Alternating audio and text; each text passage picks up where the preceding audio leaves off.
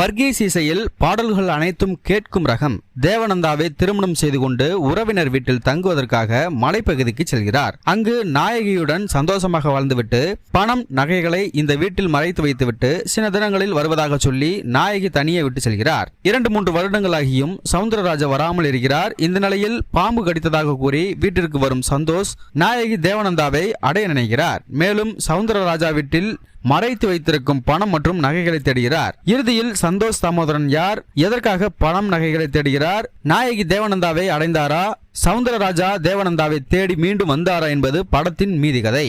படத்தில் நாயகனாக நடித்திருக்கும் சவுந்தரராஜா காதல், கோபம், சண்டை என நடிப்பில் பளிச்சிடுகிறார். இவருக்கு படம் ஆரம்பம் மற்றும் இறுதி காட்சிகளில் மட்டுமே கொடுக்கப்பட்டிருக்கிறது. நாயகியாக நடித்திருக்கும் தேவநந்தா சிறப்பான நடிப்பை வெளிப்படுத்தியிருக்கிறார். துணிச்சலான கதாபாத்திரத்தை தைரியமாக செய்ததற்கு பாராட்டுகள். குறிப்பாக கவர்ச்சியால் ரசிகர்களை கவர்ந்திருக்கிறார். சந்தோஷ் தாமோதரன் இயல்பான நடிப்பை வெளிப்படுத்தியிருக்கிறார். நாயகி தேவநந்தாவை அடைய நினைப்பது, அவருக்காக இயங்குவது, சண்டை போடுவது என நடிப்பில் கவனிக்க வைத்திருக்கிறார். அப்புக்குட்டி கொடுத்த வேலையை செய்திருக்கிறார். மலைப்பகுதியில் வாழும் ஒரு பெண்ணின் வாழ்க்கையை படமாக இயக்கியிருக்கிறார் இயக்குனர்.